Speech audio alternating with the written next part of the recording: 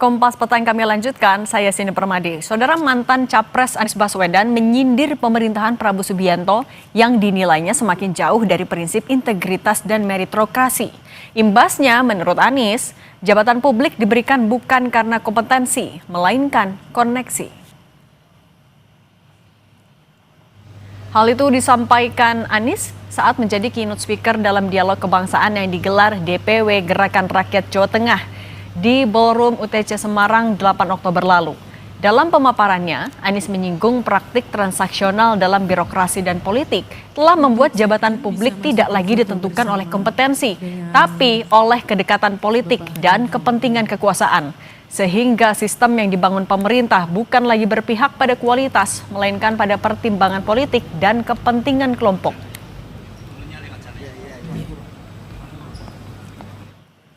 Kembalikan meritokrasi di dalam pemerintahan dan kehidupan bernegara. Posisi diberikan pada yang berprestasi, bukan diberikan karena koneksi. Dan kita tahu banyak sekali hari ini diberikan tanggung jawab bukan karena kompetensi, bukan karena prestasi, tapi karena koneksi. Kapan negeri ini maju kalau tugas-tugas publik diberikan kepada orang-orang yang kompetensinya tidak nyambung, apalagi kompetensinya di bawah standar, diiringi dengan koneksi yang kuat. Akhirnya negara tidak bekerja untuk kepentingan publik, tapi negara bekerja untuk kepentingan koneksi-koneksi yang ada. Sebelumnya saat menutup Munas ke-6 Partai Keadilan Sejahtera pada 29 September lalu, Presiden Prabowo menegaskan ia tidak pernah menyimpan dendam kepada Anies yang pernah memberinya nilai 11 dari 100 saat debat Pilpres 2024. Menurutnya, pernyataan Anies justru berbalik memberikan simpati publik dan membantunya meraih kemenangan. Prabowo juga menekankan bahwa politik harus dinamis dan demokrasi perlu dijalankan secara dewasa.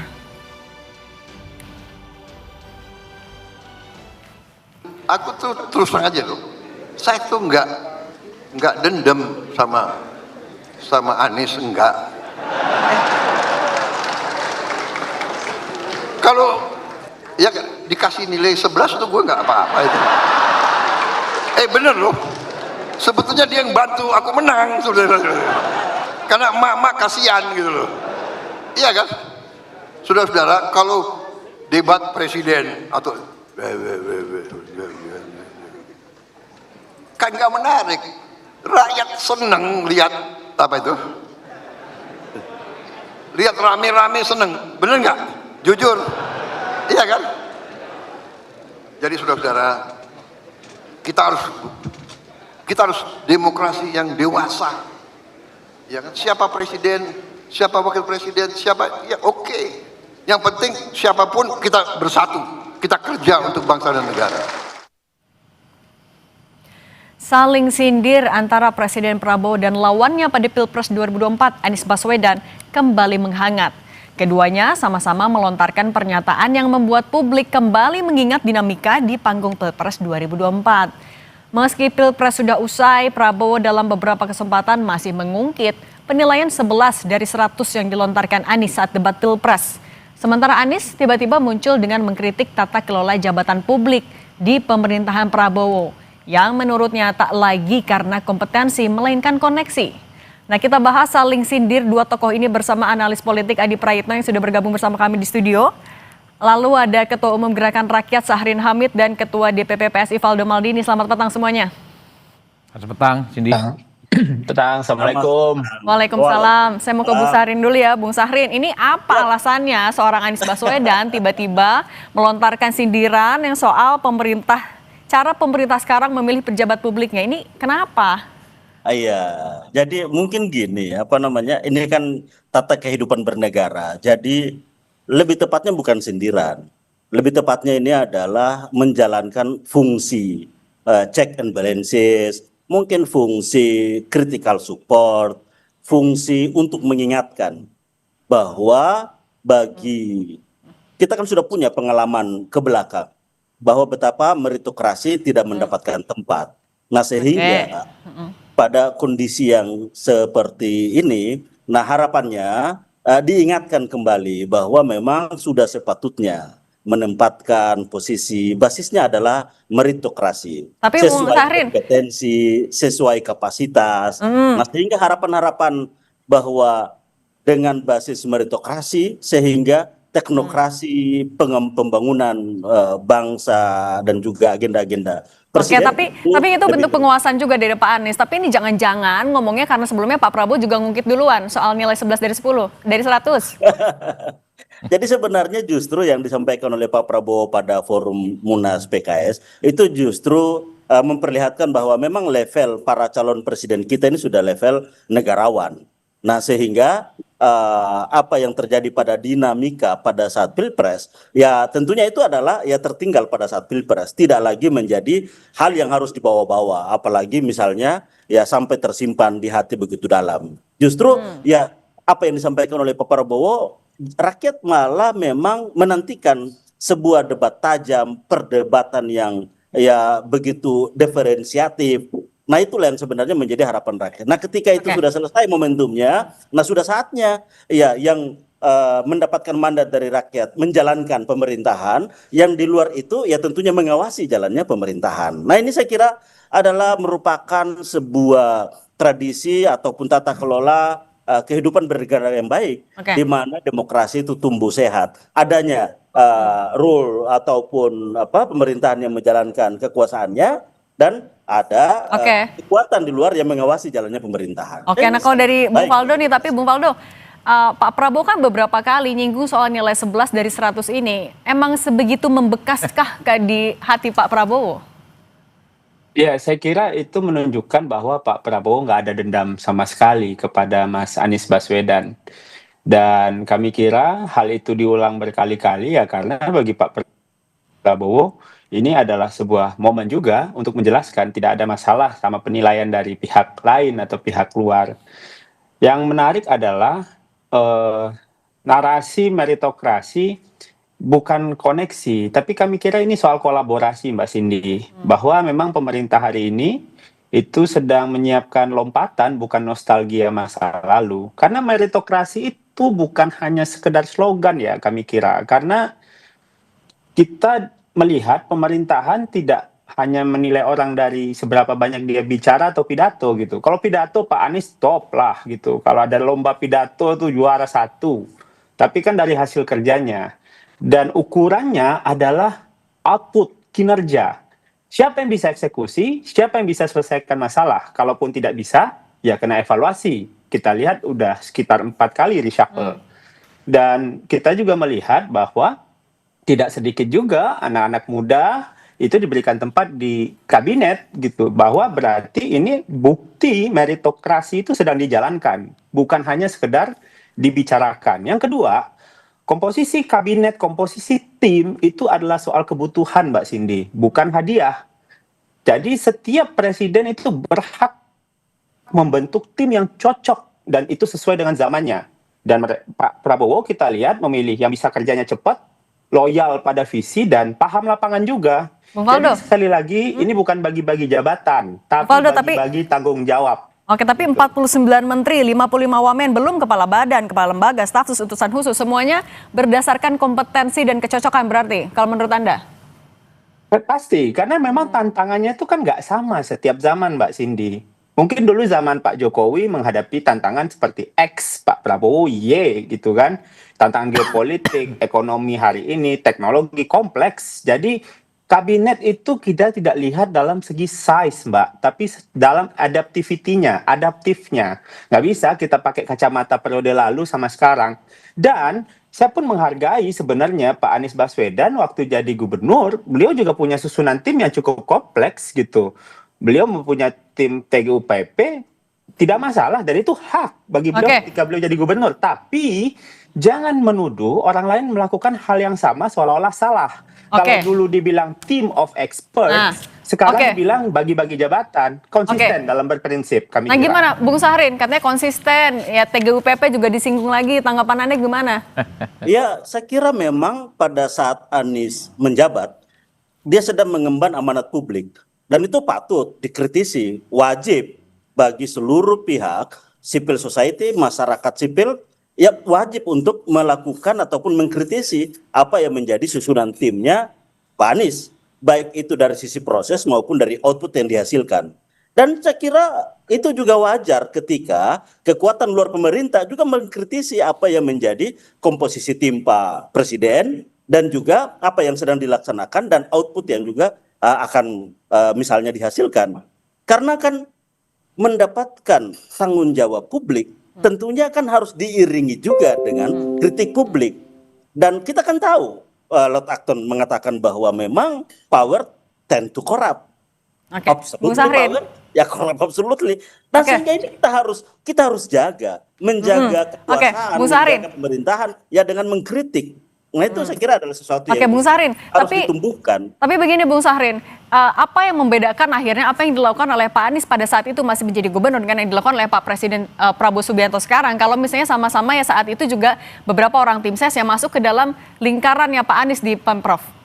Ya, sebenarnya justru karena dengan adanya hubungan-hubungan kedekatan-kedekatan itu kan ada trust.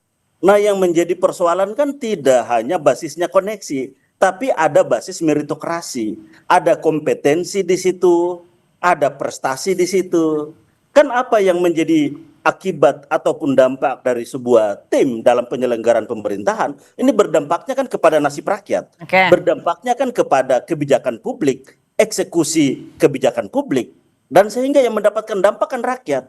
Dan ini kan tidak wajar sekali ketika bahwa ada kekuatan sipil yang melakukan kontrol terhadap itu. Oke, Dan saya kalau kira gitu, itu sangat sehat bagi Oke. pertumbuhan demokrasi. oke saya minta pendapat Mas Adi dulu. Mas Adi, ini kan momen saling, kalau bukan saling sindir tadi saling menyinggungnya itu kan berdekatan. Pak Prabowo dulu soal 11 dari 100, kemudian dijawab oleh Pak Anies soal kok nggak meritokrasi. Ini kok membekas banget kayaknya buat Pak Prabowo. Ya, kalau bagi saya dua hal sebenarnya, Cindy. Pertama, ini kan dilihat oleh publik sebagai serangan balik yang dilakukan oleh Anies Baswedan karena beberapa waktu yang lalu kan memang sempat disinggung oleh Pak Prabowo Subianto terkait dengan penilaian 11 dari 100 ya dalam acara PKS. Sepertinya Anies tidak mau berdiam diri bahwa dalam banyak hal memberikan kritik-kritiknya bahwa pemerintahan hari ini, sekalipun Anies tidak menyebut siapa pemerintahan hari ini, tapi kan publik tahu pemerintahan hari ini presidennya adalah Prabowo dan wakilnya adalah Gibran, menegaskan bahwa rekrutmen politik baik di birokrasi dan di pemerintahan tidak didasarkan atas kompetensi, tapi didasarkan atas koneksi. Itu kan pernyataan Anies yang kemudian per hari ini menjadi pergunjingan. Tapi yang kedua bagi saya secara prinsip adalah ini sebagai penegas sebenarnya bagi Anies Baswedan bahwa Anies itu adalah outsider, Anies itu adalah tokoh oposisi yang dalam banyak hal selalu kritikal, memberikan narasi-narasi perspektif terkait dengan situasi dan pemerintahan hari ini. Dan bahkan Anies kan tidak hanya bicara tentang meritokrasi ataupun koneksi, tapi juga mengajak publik untuk menagih janji yang diberikan oleh pemerintah terkait dengan Pilpres 2024 yang lalu, misalnya soal lapangan pekerjaan beberapa juta yang mungkin sampai hari ini belum kelihatan secara maksimal. Jadi Anies sebenarnya ingin menunjukkan satu diferensiasi, bukan bagian dari pemerintah, berada di luar dan menyampaikan suara-suara publik yang selama ini kritis. Tapi kalau kayak gini berarti yang membekas Pak Prabowo itu nilai 11-nya atau Anies Baswedan-nya? Ya dua-duanya sih. Dua-duanya. Dua-duanya dalam arti sebagai konteks untuk membangun wacana diskursi semacam ini bagi saya adalah suatu hal yang sah dan cukup bagus sebenarnya dalam diskusi politik. Tapi ketika Anies bicara tentang meritokrasi, bicara tentang ada orang dalam dan koneksi, ini seakan-akan juga Anies bicara tentang dirinya. Karena waktu Anies jadi gubernur sekalipun, saat itu TGOPP memang bukan hanya komposisinya yang jumbo, tapi juga dianggap sebagai bagian dari akomodasi politik dari pihak dan orang-orang yang selama ini teridentifikasi sebagai kelompok-kelompok orang yang kemudian ikut serta memperjuangkan Anies. Dan bahkan per hari ini kalau kita mendengarkan salah satu politisi PSI kan juga menyebut yang begitu banyak, atau ada beberapa orangnya Anies yang juga menjadi bagian dari pemerintahan Gubernur Jakarta Pak Pramono Anung dan Rano Karno, termasuk Bang Syahrin kan yang disinggung-singgung kan sebagai orang dalam gitu. Tapi Mas Adi, tapi dengan artinya apa? Ini ordal-ordal kayak gini ya bukan hanya berlaku di satu tempat, tapi kan berlaku di tempat-tempat yang lain, kira-kira begitu, Cindy. Nah itu gimana Bang Syahrin? Anda juga disinggung loh barusan sama Mas Adi. Bukan saya orang PSI yang ngomong. Bukan Mas Adi sama orang PSI katanya. Bang Syahrin gimana? Ya, kalau pemerintahan Pramono ya wajar lah. Saya kira ya Pramono kan sudah menyatakan bahwa memang ya saya kebetulan di pemerintahan Jakarta ya diangkat oleh Mas Pram sebagai gubernur, dalam hal ini ya sebagai komisaris di Jakpro. Dan kan dua hal yang disampaikan oleh Pak Pramono. Karena memang otoritas mengangkat kan ya Pak Pramono. Yang disampaikan oleh Pramono di publik adalah yang pertama dia meyakinkan bahwa dia mengenal betul orang ataupun sosok yang diangkat. Yang kedua adalah dia mengenal betul kredibilitas dan kompetensi. Nah, dua hal itu kan yang disampaikan oleh Pak Pramono. Jadi saya kira ya itu wajar ketika para Pramono mengangkat dalam kapasitasnya sebagai gubernur. Ya tentunya orang yang dikenal, dan yang kedua pertimbangannya adalah ya soal kredibilitas dan juga kompetensi, itu wajar-wajar saja. Dan saya kira ya patut juga Pak Pramono pun harus diingatkan bahwa ya tidak hanya mengangkat orang-orang atas dasar kompetensi, atas dasar koneksi gitu loh, tapi bahwa memang ada hal-hal yang terkait dengan juga apa yang kira-kira menjadi target ataupun orientasi pemerintahannya. Jadi saya kira that's suatu hal yang wajar. Ini Bung Faldo juga ditanya senyum-senyum aja, berarti tapi menilainya sindiran dari Pak Anies Baswedan ini mendasar nggak sih Anda sebagai bagian dari pemerintahan? Oh enggak, kalau kita kritik mah seneng Mbak, seneng banget kalau kritik, kalau bisa kritik itu terus dilanjutkan, tapi ya kritik itu sehat, namun hipokrit itu nggak sehat Mbak. Karena kritik itu bagus ya dari Pak Anies untuk demokrasi, walaupun memang betul butuh basisnya konsistensi. Kalau dulu punya hak pilih tim sendiri, sekarang juga hormati Pak Prabowo untuk melakukan apa yang beliau yakini. Kalau dulu dianggap profesional TGUPP misalnya, jangan sekarang disebut koneksi, kan double standar Mbak jadinya. Dan kami kira pemerintah sangat terbuka dengan evaluasi. Karena meritokrasi itu bukan cuma soal siapa yang diangkat, tapi bagaimana kinerjanya diukur. Saya pengen menekankan sekali lagi bagaimana kinerjanya diukur. Dan Pak Presiden Prabowo tidak segan-segan melakukan evaluasi. Karena sistem evaluasinya disiapkan secara transparan untuk pejabat publik. Bahkan kita jujur-jujuran aja, ini reshuffle udah 4 kali loh dalam setahun. Cukup banyak. Dan jadi ini bukan asal tunjuk Mbak. Tapi kalau nggak bisa kerja, diganti dengan yang bisa lebih perform. Dan sekali lagi Mbak, Prabowo Gibran tidak bagi-bagi jabatan. Mereka berbagi tanggung jawab. Karena politik bagi pemerintahan hari ini bukan soal bagi-bagi kursi, tapi bagi-bagi beban kerja. Yang penting bukan siapa yang duduk di mana, tapi siapa yang bekerja untuk rakyat. Walaupun kita harus tetap kritis gitu. Kritik dari Pak Anies, gas. Kalau bisa Bang Syahrin, gas terus tiap hari Pak Anies pidato. Ya kan? Karena pidato Pak Anies nih ya rimanya enak Bang. Berima kalau Pak Anies nih pidato. Lihai. Belum lagi kalau Pak Anies sudah memainkan kata-kata. Tapi sekali lagi kritik yang sehat oke. Tapi hipokrit jangan Mbak Cindy. Kira-kira begitu. Jangan hipokrit. Tapi kan soal meritokrasi itu memang wajib ya. Tapi Mas Adi melihat kan tadi kalau kata Mas Adi sebenarnya Pak Anies ini sedang melakukan diferensiasi dan juga menegaskan posisinya. Nah dengan gaya kritiknya yang pedas nih ke pemerintahan ini akan berdampak nggak ke masa depan politiknya Pak Anies?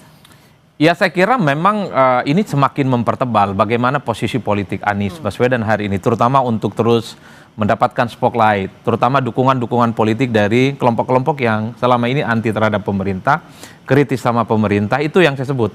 Ini sedang memelihara betul dukungan politik bagi kelompok-kelompok yang memang selama ini cukup berjarak dengan kekuasaan politik. Tapi satu hal yang ingin saya katakan Cindy, budaya politik kita sejak lama, mulai dari desa bahkan hingga pusat, itu kan memang selalu didasarkan atas patron klien. Didasarkan pada patronase. Jadi kalau saya jadi pejabat publik, misalnya kepala desa, ada kecenderungan yang direkrut itu adalah orang-orang terdekat. Ini sebagai bentuk tanggung jawab sekaligus rasa percaya bahwa yang mampu menjalankan pemerintahan dan orkestrasi organisasi adalah mereka yang sudah dikenal dengan baik, mereka punya track record dan rekam jejak. Tentu catatan terpentingnya adalah orang-orang yang diajak sekalipun didasarkan dalam tanda kutip ya patron, klien dan pertemanan itu, yang paling penting dia bisa bekerja sesuai dengan kompetensi dan kemampuannya. Kan di situ yang sebenarnya sedang dilihat betul oleh publik. Jangan sampai karena yang diajak adalah mereka adalah teman, adalah sahabat, ikut serta dalam memenangkan pertarungan politik, tapi kinerjanya tidak sesuai dengan harapan. Yang ingin saya katakan adalah karena di Indonesia itu adalah sistem presidensialisme multipartai ekstrim, ada keinginan untuk merangkul berbagai kalangan politik, justru berbagi kekuasaan, merangkul mereka yang ikut memenangkan pemilu, itu adalah sesuatu yang wajib. Yang aneh itu kalau kalah pemilu minta juga jabatan politik. Itu yang menurut saya lucu dan jangan lagi itu terjadi. Bukan hanya merusak sistem kompetisi, bukan hanya merusak bagaimana yang disebut dengan meritokrasi, tapi secara prinsip bahwa pemilu kita itu ya seakan-akan tidak ada artinya. Saya selalu mengatakan bahwa yang kalah itu ya biarkan dia berada di luar kekuasaan. Tapi secara prinsip kalau yang ingin saya katakan adalah bahwa sekalipun ada budaya demokrasi kita didasarkan atas patronase dan patron lain, sebisa mungkin kalau kita mau jujur bicara tentang ideal, sekalipun ini agak utopis ya, besok-besok semua jabatan politik bisa tidak dilakukan beauty contest. Mau menteri, mau gubernur, bupati, wali kota, dibuka jabatan politiknya, siapapun berhak untuk mencalonkan diri, dan nanti ada komite yang disebut dengan independen dan profesional untuk bisa menyeleksi bahwa merekalah yang kemudian harus menjadi pejabat publik sesuai dengan kompetensi dan kapasitasnya. Cuman sayangnya, Cindy, saya agak khawatir ini sulit untuk dilakukan karena di Indonesia dukungan politik itu menjadi penting. Kan percuma punya tim yang solid, punya kabinet yang bagus, punya pembantu-pembantu yang memang misalnya punya koneksi dan kinerja yang bagus. Tapi kalau terjadi instabilitas politik, ada rongrongan, ada kemudian bagaimana oposisi selalu bermunculan di mana-mana. Itulah yang kemudian membuat kenapa akomodasi politik merangkul berbagai kalangan yang disebut dengan patron klien didasarkan atas koneksi sebagai jawaban sebenarnya satu sisi pemerintahan, kekuasaan politik dari pusat hingga daerah itu mendapatkan dukungan yang cukup maksimal. Yang paling penting tentu adalah kinerja. Nah, tantangan terkait dengan meritokrasi itu adalah bahwa ayo dong tunjukkan bahwa Anda ditunjuk itu bukan karena persahabatan, bukan karena pertemanan, tapi justru atas kinerja. Begitupun sebaliknya. Kalaupun toh yang menjadi pembantu, menjadi kabinet itu adalah teman dan sahabat, kalau kinerjanya nggak benar, gantilah. Ya, ganti dengan aja teman-temannya yang lain yang juga bisa jangan bekerja sahabat sesuai aja dengan yang harapan. dipilih nih kata Mas Adi. Nah kalau Bung Faldo gimana akhirnya dengan sistem yang sekarang sudah terjadi agar pemerintahan yang sekarang ya bukan hanya soal mengakomodir saja sahabat-sahabat ataupun juga teman dekat, tapi tetap bisa mempertanggungjawabkan tugas yang sudah diberikan kepada orang-orang yang dipilih. Iya, saya kira mungkin perlu sama-sama kita pertegas juga Mbak Cindy bahwa loyalitas itu bukan lawan dari meritokrasi gitu. Karena dalam sistem pemerintahan merit dan loyal itu tuh nggak ada bertentangan sama sekali. Orang yang hebat tapi nggak loyal Mbak itu bisa merusak kebijakan dari dalam. Dan pemerintahan ini kami lihat memilih orang yang kompeten sekaligus sejalan dengan arah negara.